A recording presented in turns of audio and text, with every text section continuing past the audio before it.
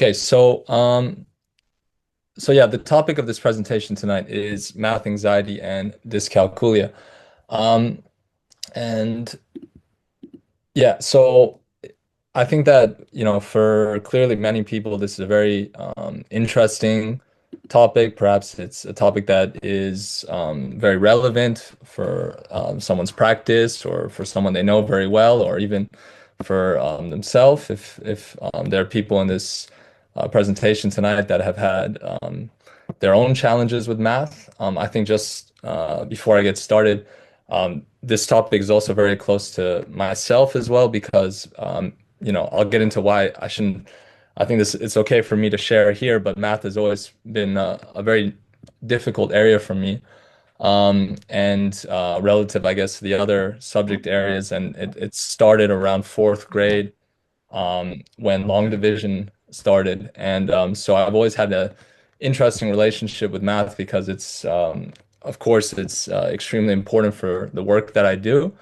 Um, but at the same time, it's been something I also had to learn over time about myself and what works for me in learning math, and based off the challenges that I've faced. So there's that part of it why really wanted to talk about this topic tonight. So let's get into it. So math anxiety and dyscalculia. So this came up. I was reading a little bit in as many sort of different areas as I could, and as far as math goes, the logic side of math, or the logic of math, is interesting to me, and also as far as what got me as interested in math at this point, as I am, is when I started to understand quite clearly from all the research that's published that one of the best ways to sort of build maybe a more meaningful relationship with math is to always try to think of math as a language, as learning a language in its own. And I like learning languages, and I want to be better at speaking the language of math, not just uh, know it because I need to use it, but also to try to get good at using math. And this idea of it as a language has really kind of fascinated me to the point of where I want to learn as much as I can about math itself. And this appeared in this book. It's a nice passage, not from something that Wittgenstein wrote. Ludwig Wittgenstein's a philosopher who did a lot of his work focused on language and logic, but it appears in a book about Wittgenstein, and it's a passage from a T.S. Eliot poem called Little Gidding, which appears in his collection of poems called Four Quartets. And this passage from the poem goes as following: "We shall not cease from exploration, and at the end of all our exploring will be to arrive where we started and know the place for the first time."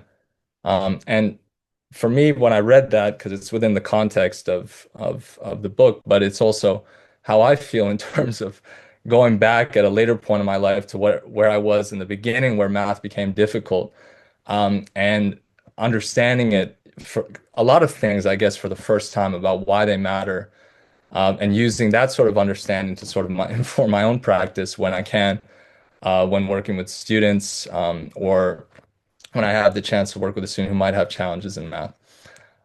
So that's just to begin the plan for today and also moving forward as well. And the plan for today is to start, as I always do in these presentations, talking about key resources that informed this presentation. Then getting into specifically the challenges that we're focusing on today, dyscalculia and math anxiety. Getting into after that why this is important and why this matters. And finally talking about ideas for solutions. Okay, so one of the key resources that informed this presentation, there are four, key books in total, is a book called Mathematical Mindsets.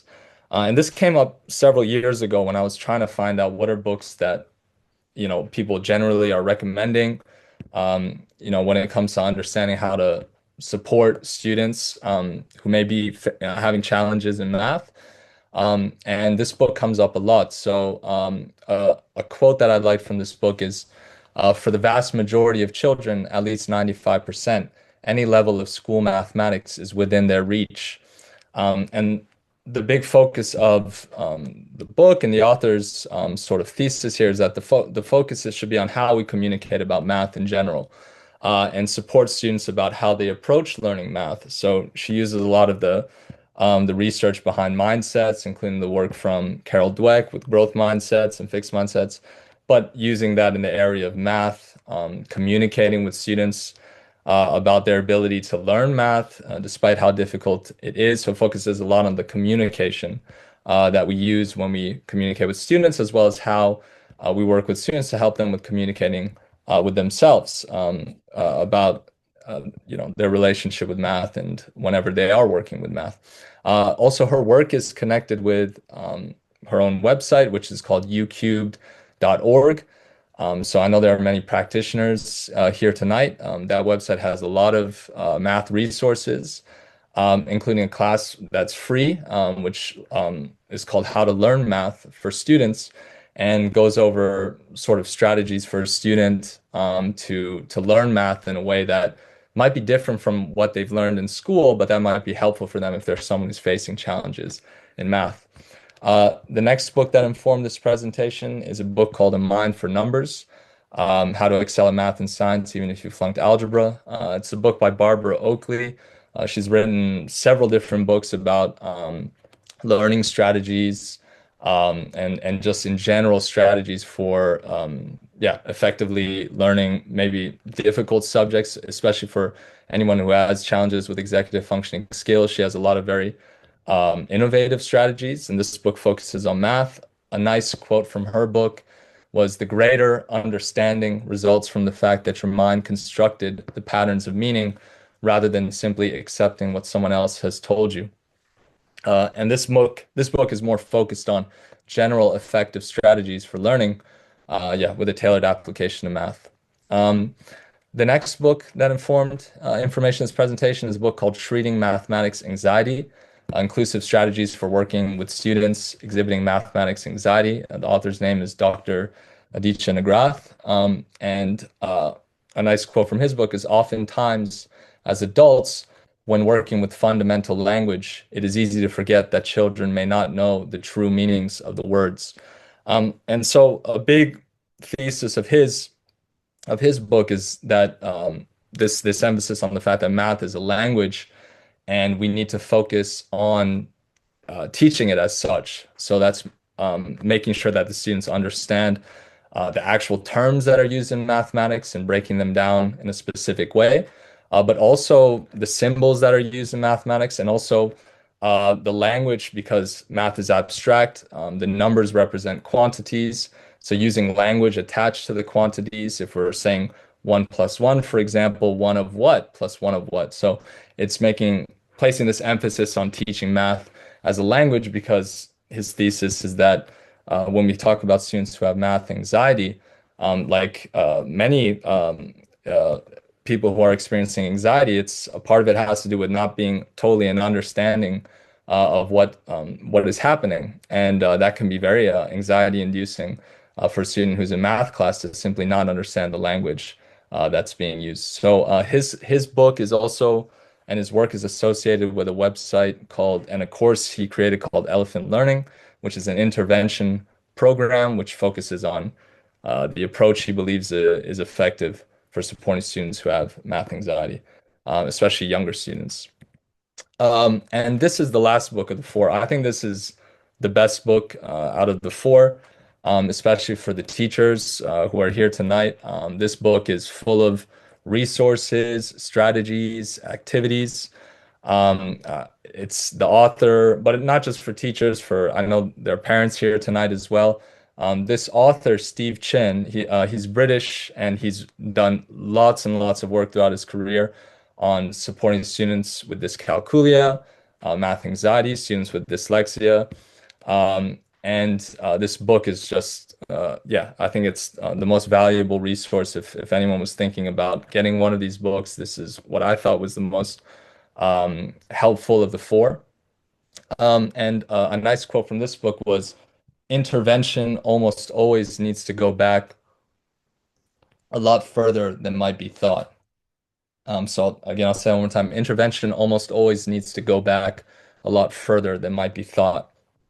And so the whole book is focusing on maybe key areas um, where math might have become difficult for a student. He's big on the idea that, for different students, it might have been a very specific place where things became difficult, and going back to where it became difficult and targeting interventions from there. He also runs a really, really good website called mathsexplained.co.uk that, along with other things, creates tutorials in math for students who have difficulties with math or perhaps dyscalculia. I think this website needs a subscription, but the sample videos are really, really, really well done as far as explaining concepts in the way that he believes is effective in supporting a student to understand a math concept, especially if they have difficulties in math. For anyone who's interested in videos, there are many long videos that talk about either dyscalculia or math anxiety. I thought these four were very interesting. And all these slides will be shared with everyone. So throughout the slides, once they're shared with you, the links, if you click on them, it'll bring you directly to the video. Um, and these links take you to the websites associated with the videos. But if you click on the image itself, it will take you directly to the video. Attitude and Understood are really good websites that talk about supporting students with learning differences. In general, Attitude focuses a lot on learning disabilities and ADHD. This Dyscalculia website specifically focused on dyscalculia. Understood is more broad, supporting all students who might have learning differences. This Made for Math website is, I think it's the best website as far as resources to learn about different challenges that students have in math. They also have a really good YouTube channel. I didn't put this video in here, but there's a very, very good video that focuses on students with dyslexia who have challenges in math, which I highly recommend. So the Made for Math YouTube channel is full of really, really helpful videos for understanding, different types of students who have challenges in math. Okay, so those are the resources, the key resources that informed this presentation tonight. So let's get into the actual content. So math challenges. So the focus is on dyscalculia and math anxiety. And the key idea here that I want to emphasize is that math anxiety and dyscalculia are not the same. And here's a nice analogy that comes from an article from Understood. Again, if you have the slides, you can click on the link that can take you to the full article. But the analogy is really nice. It goes like this: doing math with dyscalculia is like hiking with an injury and not being able to climb to the peak. Doing math with math anxiety is like hiking while constantly worrying about what might happen if you try to climb to the peak. And as far as the signs of dyscalculia, here are some signs. So this is a helpful image. Perhaps a student has difficulty comparing the values of numbers. Perhaps a student has math anxiety, along with the fact that they have dyscalculia. The student might have often be unable to explain what they are doing. They might have difficulty with processing, so slow processing and information retrieval. They might use strategies such as finger counting at a later age, even especially if they're still using finger counting, would be a sign potentially of dyscalculia. And if they're using finger counting and they have to recount using their fingers, would be an additional sign. Difficulty with the memory, finding maths tricky, fractions, percentages, and difficulties with sequencing and pattern spotting would be signs of dyscalculia. And going again with this idea or this key idea of math anxiety and dyscalculia are different. So why are they different? Dyscalculia is a specific learning disorder in math, and it's a developmental disability. So that means the person's born with it, and it's with them for their entire life. So they have this developmental disability. They have this for their entire life. I have an example of a developmental disability. I have dysgraphia. which is a type of a developmental disability. And what is it? It's a neurological difference. So it means it's a brain wiring difference with clear impacts in specific areas of the brain. And so what does this mean? So it means that when you have brain scans, for example, and the areas of the brain that are associated with mathematical reasoning and doing work on math, you would see differences in the brain scans of the individual with dyscalculia. And so what does this mean? As far as that goes, it means that as it's a specific learning disorder, it means they have a specific challenge in a specific area that's explained by the difference in the brain, but it has nothing to do at all with intelligence. And this student, this individual, can excel in many, many other areas. And I'll get into what are strengths that are seen as well in individuals who have dyscalculia. And the other thing with dyscalculia is that there can be a very high co-occurrence with other specific learning disorders. So dyslexia is a specific learning disorder in reading and writing. And for dyslexia, there's a very high co-occurrence rate with dyscalculia, about 30 to 60%. There's a high co-occurrence rate with ADHD. I was diagnosed with ADHD when I was 13 years old. And so there's a lot of co-occurrence rates that are high between the specific learning disorders and ADHD. In the case of dyscalculia, it's the same. And this is a nice video that you can click on if you click on the image. Here, it'll take you to a video called Is Dyscalculia Real? I think the title is kind of misleading in the sense that it's really just a video that shows what parts of the brain are affected specifically when an individual has dyscalculia. Landmark College is actually a very interesting university in the United States that supports students who have learning differences. So if anyone's interested in learning more about Landmark College, I included the link here as well. Now, moving forward about dyscalculia. So this is from The Trouble with Maths. Some learners develop an attributional style for maths, which makes their attitude personal, as in I'm too stupid to do maths, pervasive, as in I can't do any maths, and permanent, as in I'll never be able to do maths. An individual with a combination of those three beliefs could well present as a dyscalculic. And so the interesting thing here with this quote is the language used in this last sentence. So an individual with a combination of those three beliefs could well present as a dyscalculic. But it could be very well possible that this student does not have dyscalculia. And that's the key sort of idea here, is that what might present as dyscalculia might be math anxiety. And you can have overlap, and there's a high co-occurrence rate of having math anxiety and also having dyscalculia. But at the same time, a student could have dyscalculia and no math anxiety at all. And at the same time, the student could have math anxiety but not have dyscalculia.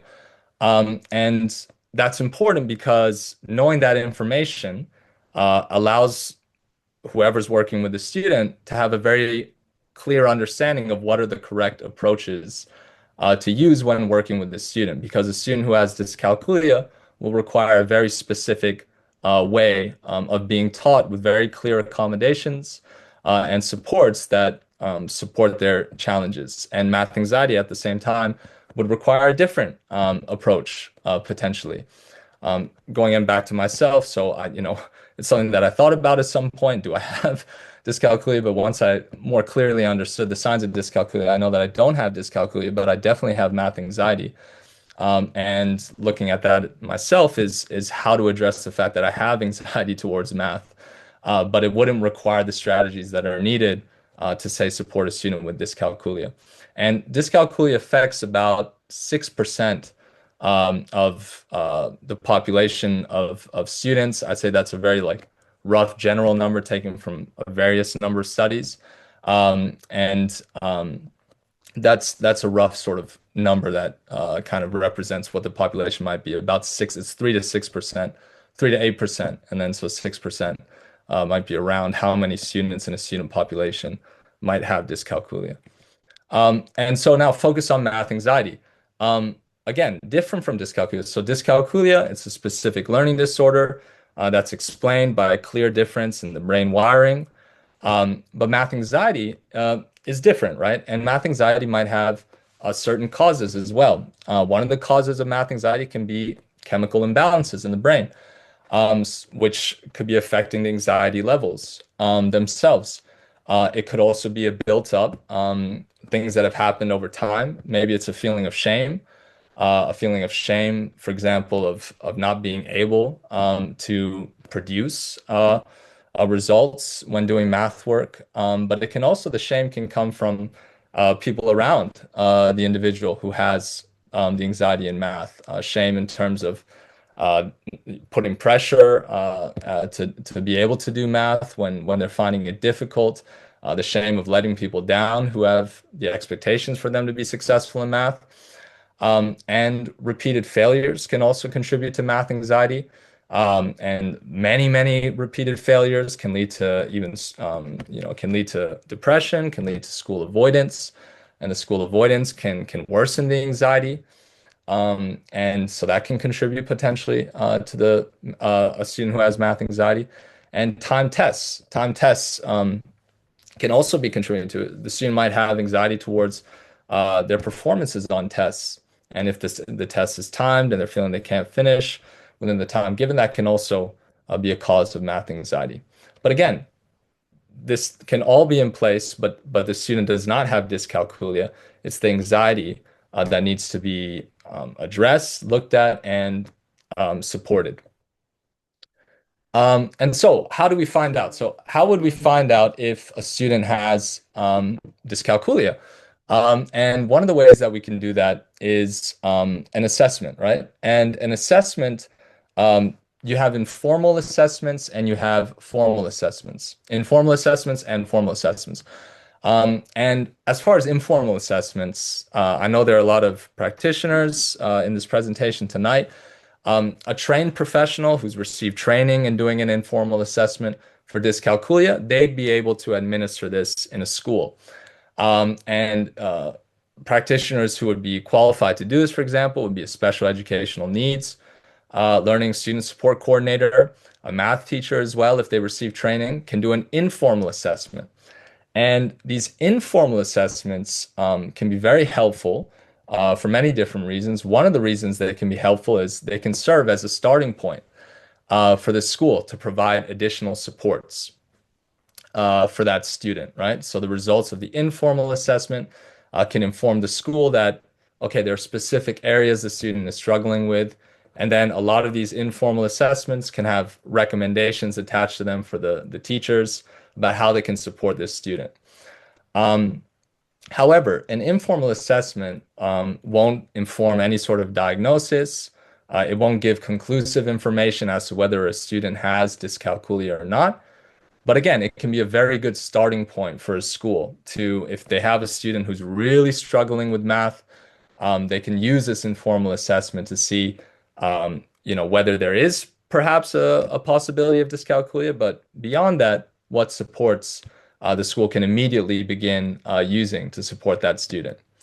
Um, and what's the difference between an informal assessment and a formal assessment? So, in order to receive formal accommodations for dyscalculia, a formal diagnosis of dyscalculia is needed, and the practitioners that can do such an assessment to have a formal diagnosis in place would be a psychologist, a licensed psychologist, a licensed psychiatrist.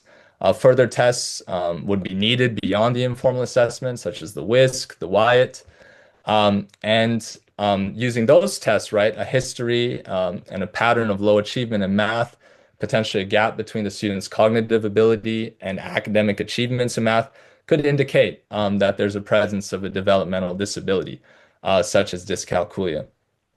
And there's a very important distinction here about why it's really important to, in many cases, that not just the informal assessment, but also the formal evaluation, because while an informal assessment can inform support in schools, an informal dyscalculia assessment can inform support in schools, a formal evaluation and a diagnosis will be able to inform accommodations. formal accommodations. And so a student, for example, to get extended time on a test, as a formal accommodation, there would need to be a diagnosis that provides evidence that that support is needed, that accommodation is needed for that student.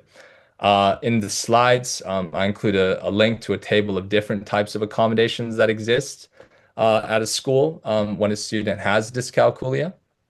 So if you're looking at the slides later, you can click on this and see what accommodations do exist. But that's the difference between an informal and formal assessment.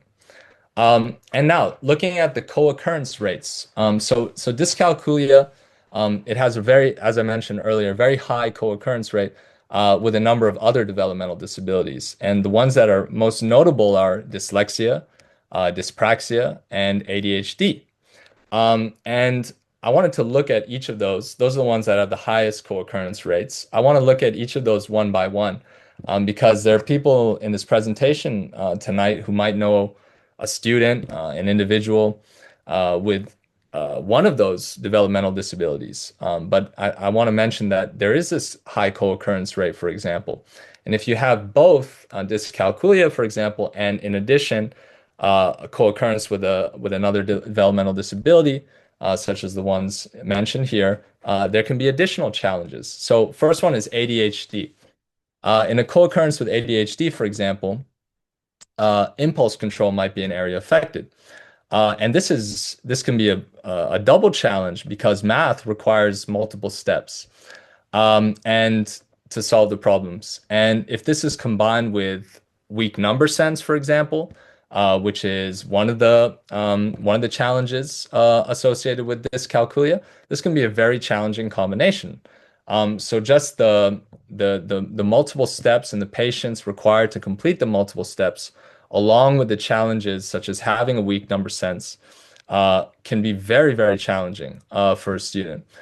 For me, it wasn't the number sense side that was challenging, but rather my difficulty with completing the multiple steps because I wanted to get to the answer as quickly as possible. And I thought that I had certain strategies that would get me there. But very often with math, especially in the higher levels, it requires to follow the correct procedure. And that was very difficult for me. But if you have that double challenge of the weak number sense, also not understanding quite clearly sometimes the language, the symbols, also having difficulties with alignment when completing problems, this can be a very difficult double challenge. Looking at dyslexia and the co-occurrence with dyslexia, for example, the need to read long problems in word-heavy topics would be affected, along with the areas affected by dyscalculia. Again, the weak number sense, as an example. And this image here shows the challenges related to math that a student with dyslexia perhaps might have. They might, for example, place holding in long calculations, so make silly errors.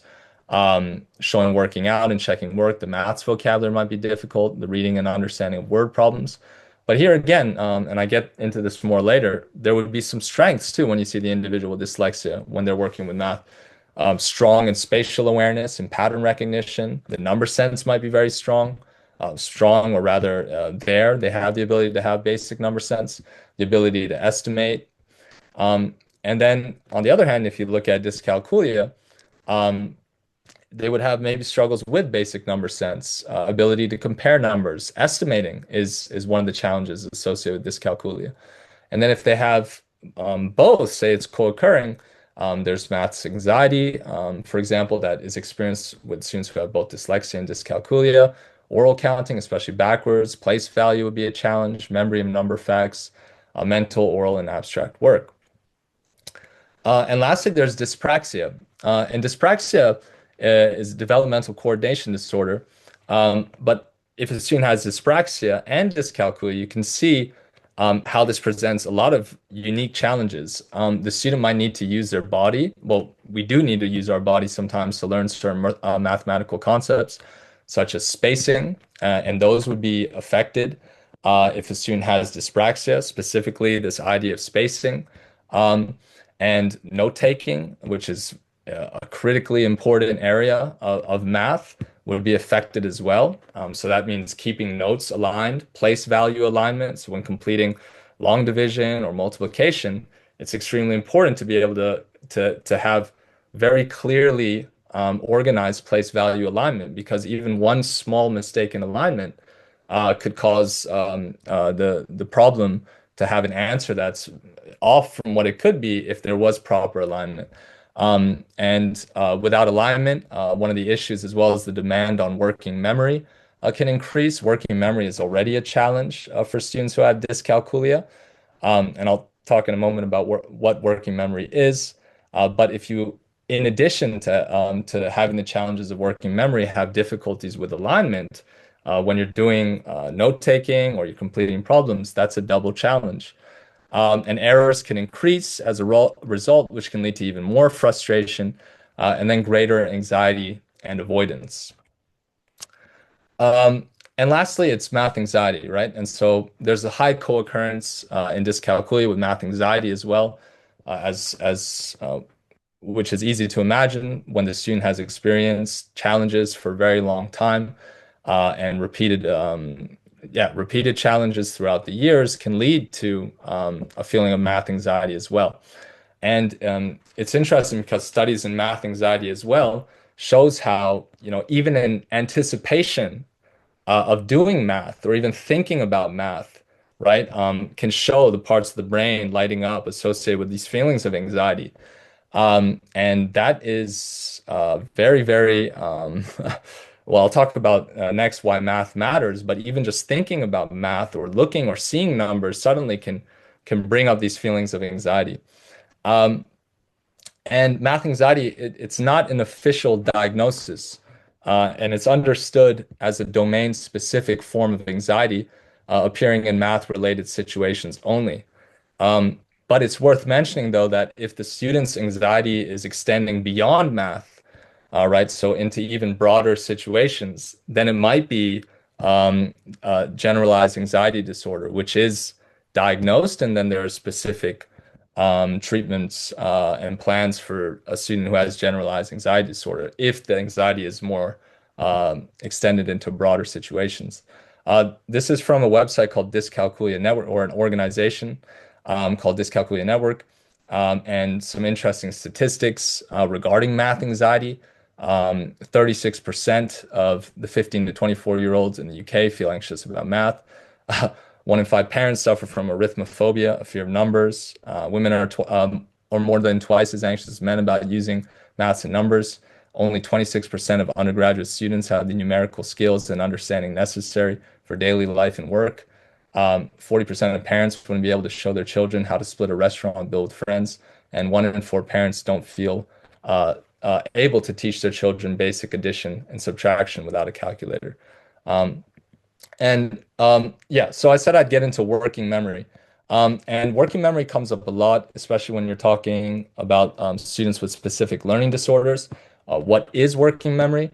Working memory is the brain's ability to hold and manipulate information for short periods of time to complete tasks. It commonly appears as a challenge for students with the diagnosis of dyscalculia and or dyslexia.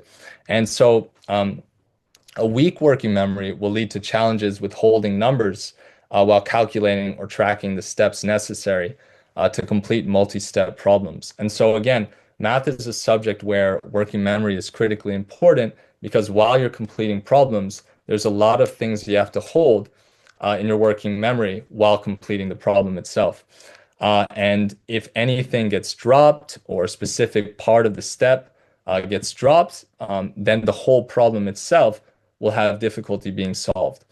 And so, working memory is a clear area of challenge for a student who has dyscalculia. And again, it's a neurological difference, it's a brain wiring difference, and the student will need support for a low working memory or a weak working memory. And again, it's not saying anything about intelligence, but rather just a specific area that's challenging, that's extremely important for doing math. And the way working memory works is we have our working memory, we encode whatever we're learning, and that goes into our long-term memory. And our long-term memory is unlimited. There's no limit to how many long-term memories we can have. But what happens is we retrieve what's in our long-term memory and we apply that to whatever we're doing. That's our working memory. But something very important to note about working memory, it's subject to cognitive load. So working memory will be it has a limit, and it's actually 7 digits in total is what they say the limit to our working memory is. I think I've got that right. But what that represents is the fact that there is a limit to how much information we can hold. And but this ability is actually even more affected when there is a student who has potentially dyscalculia or dyslexia. So there will need to be support for that. And why does this matter? Okay, so why does this all matter? It matters greatly for many, many different reasons. And again, a lot of this is close to home for me. But if math challenges start early and do not receive the adequate support, the problems will continue to persist and will possibly worsen.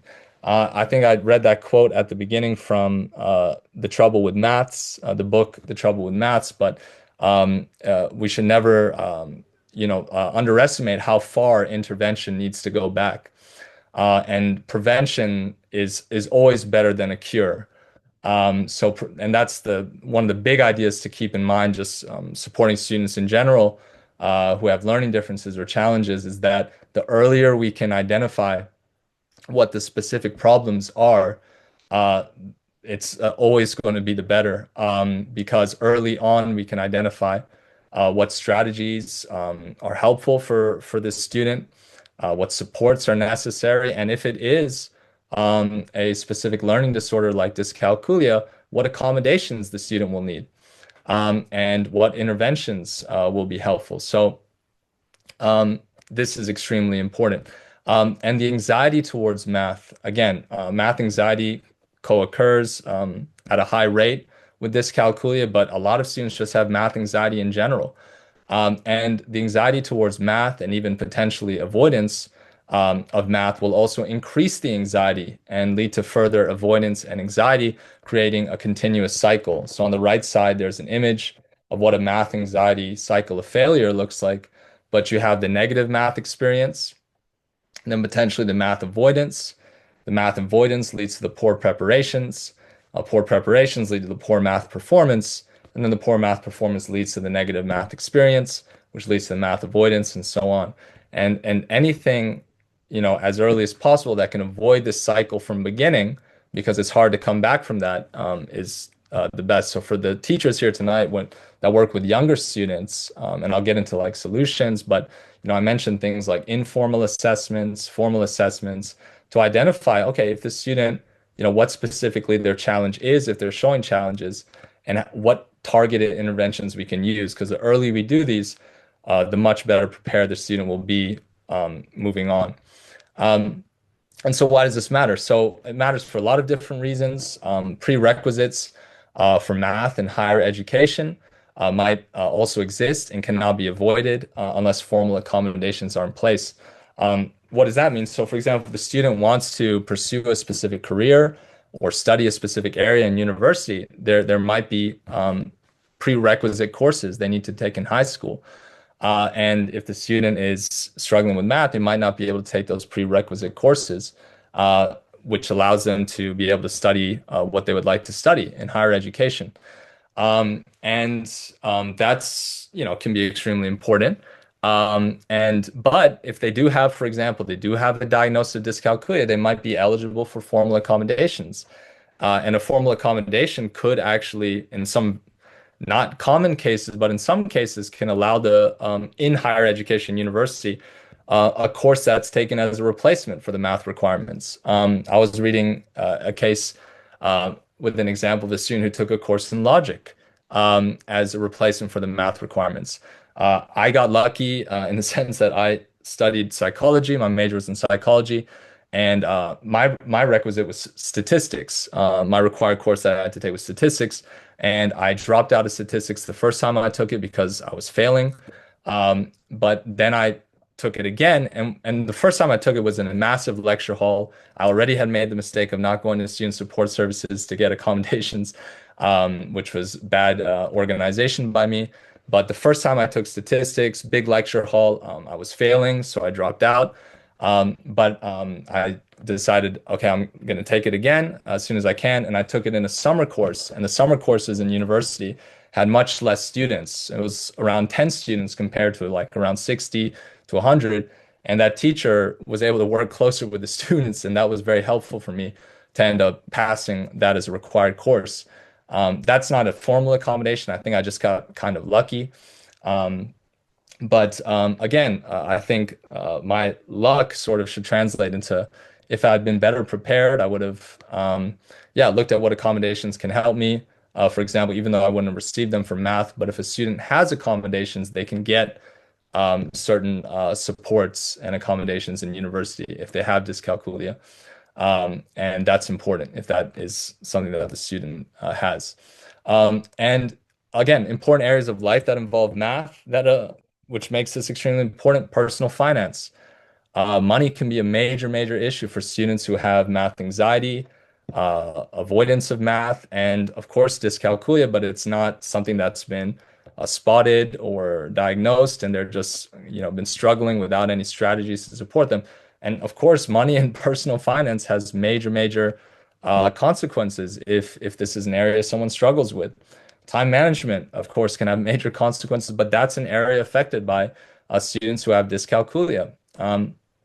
Tax paying taxes, and any sort of math that's needed for a job might be affected in the long run. Going back to the university example as well, I mean, a very large consequence of a student who's struggling with math and hasn't really figured out what supports help them, can lead to even just dropping out of university because the math requirements can't be met.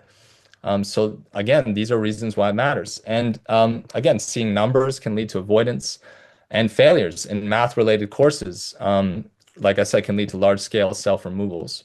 Okay, so I'm going to try to get somewhat quickly through the solutions, even though I know that's the most important part for people here. But there are solutions. Okay, so let's start with this one. So one of the big ideas as far as ideas for solutions is this. Math is a language, and it needs to be taught as such. And this is very, very helpful, taught as such for students who have math challenges, because it comes up again and again and again as one of the most effective and helpful solutions for students who have challenges in math, whether it be dyscalculia and math anxiety, dyscalculia or math anxiety, is approaching teaching and learning math as a language. And what does this mean? So language meaning learning what the numbers themselves represent, but also the actual language used in mathematics. So, there's a lot of different language very specific to mathematics. Again, I talked earlier, right? The numbers, they're representing quantities. If the quantities aren't represented by language, so one of what? One cookie plus one cookie. Here's the example, right? So yeah, how do we do this? The understanding that math needs to be taught as a language needs to be addressed. So numbers are symbols that represent quantities, but quantities of what?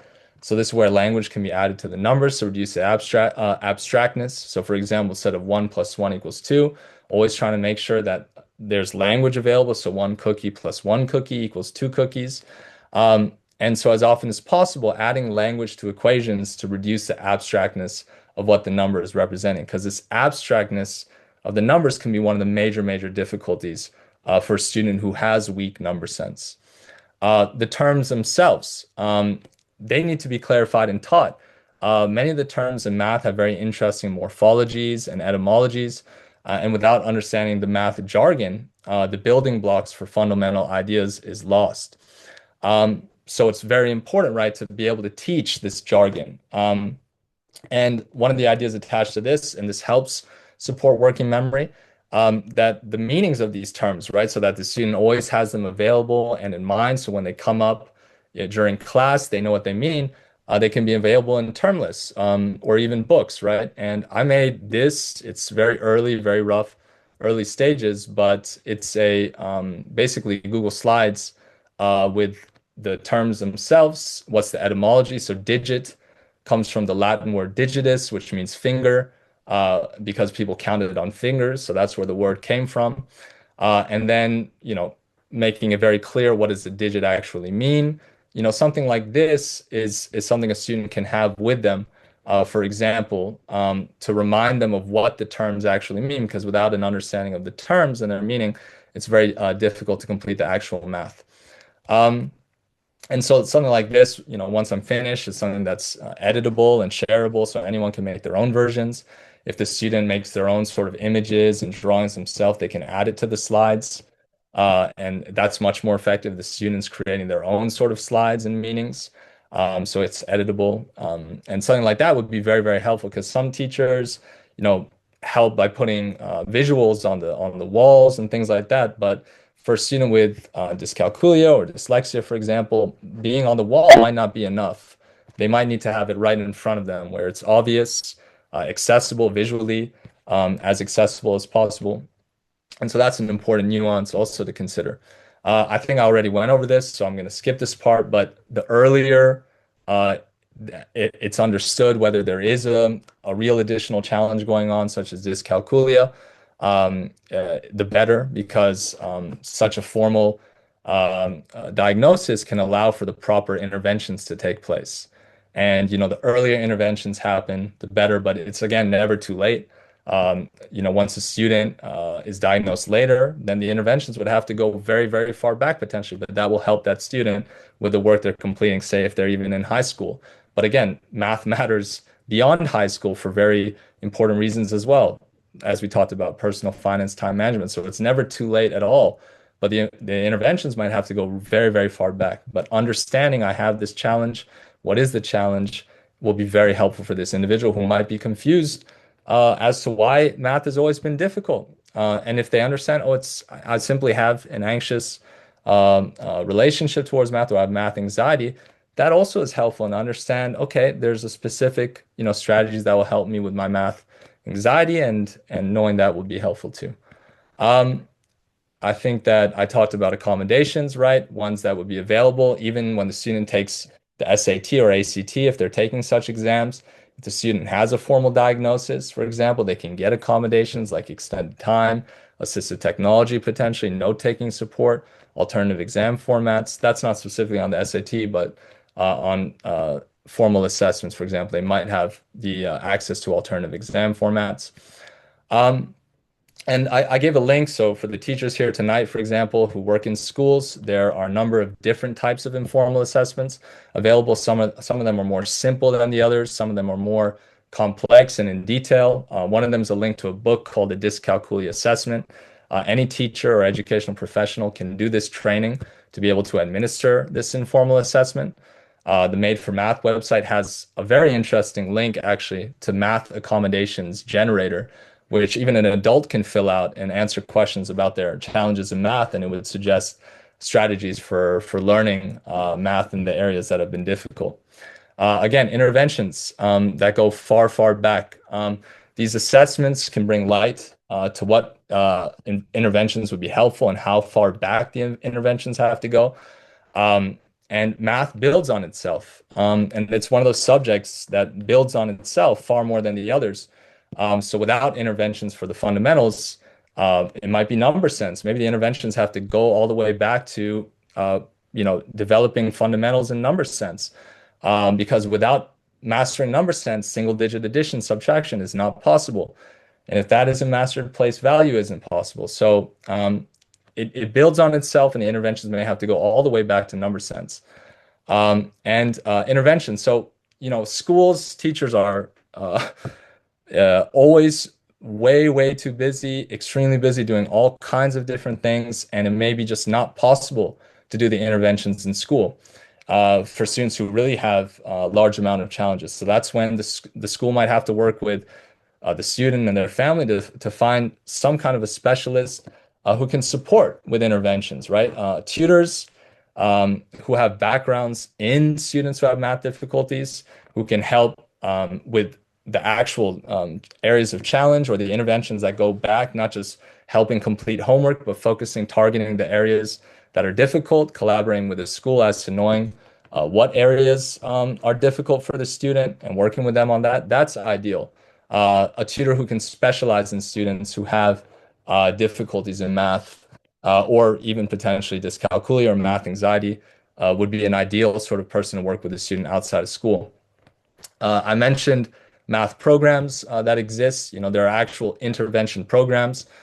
These four organizations, Elephant Learning, Made for Math, Steve Chin's Math Explained, UCubed, are all intervention programs for the parents who are there, who are attending tonight. Of course, I recommend you look at the programs, see which ones look interesting or valuable, but these are ones that exist, which target fundamentals and work as intervention programs for students who have math difficulties. Um, and you can contact these websites as well and explain the specific challenges the student has, and then they can recommend whether their program's a good fit or not. Math anxiety support has its own specific strategies that would help. Um, of course, some of these are just targeting the anxiety themselves, right? If it is broadened out to generalized anxiety disorder, it would be very good to know that because there are specific strategies for supporting a student who has a generalized anxiety disorder, whether that's a specific type of therapy. But just the clarity into knowing that, I have anxiety towards math and that I can get support with this if it's working with a school counselor, if it's working with a specialist, for example, that can help with strategies for the anxiety itself. And again, as mentioned before, right, clarity into the language of mathematics can help with anxiety in general. And that's why teaching math as a language can be so important for any students who have challenges in math. I think this part as well, just math, one of the aims should be deep conceptual understandings. So if that means reducing the number of problems the students doing to focus on deep conceptual understanding, that would be very helpful for students who have this anxiety towards math. Where doing a lot of problems is quite anxiety inducing, but instead focusing on the actual concept that's being learned and learning at a deep level, if that's enough to teach that subject. And lastly is practical solutions in terms of daily communication. One of the things is just as us teachers, especially for me being a teacher who had challenges with math myself, is being aware of the way I communicate about math, and that's not avoiding saying things like math was impossible for me or math is too difficult. I don't like math, things like that. Are going to be very unhelpful for a student who has their own challenges with math. So rather being more specific, things like math was difficult for me, but I was able to learn math and use it now through the following strategies. Saying I had difficulties with math, but I know that I can get better at. Let's learn it together. Avoiding communicating messages, right? That math is too difficult or simply cannot be learned by some people. This one I'm going to skip, but it's even, talking about math and daily activities, such as going to the supermarket or talking about sports if the student's interested in sports, to show that math appears in many different situations. And yeah, lastly, just knowing that, right, lots of adults have their own math anxiety. Teachers actually have higher than the average when it comes to math anxiety, but this can, be passed on to the students if it's communicated in a certain way. And that's why it's important, if you're someone who does struggle with math, even, if you're interested, a lot of the resources I share tonight talk about, resources not just for students, but adults as well who have challenges with math, because it's never too late. This is strengths for students who have dyscalculia. You might know who the person is in this image, maybe not. It's Cher, Cher. And she's talked about her own challenges with math. But similar to dyslexia, there can be these very clear strengths for individuals who have dyscalculia: good verbal communication skills, innovative problem solving, troubleshooting, creative thinking, strong in the areas of art, music, design, architecture, engineering, and strengths in seeing the bigger picture, like strategic thinking and a holistic approach. And yeah, the student will have many strengths. Maybe they don't have many opportunities in school, for example. So it's looking also outside of school, such as extracurriculars, clubs, and things like that, where they have a chance to increase their overall self-esteem. If they're facing every day, difficulties in math class, that's very difficult to have difficulties every single day, but not something to know that you do well and that you're having a chance to use that. So even looking outside of school sometimes, if there's a specific club or opportunity or work opportunity. And that's the last solution. I have some additional slides at the end that some things I decided to leave out, but I still kind of ran out of time. So if you have a chance to look at that, please do. And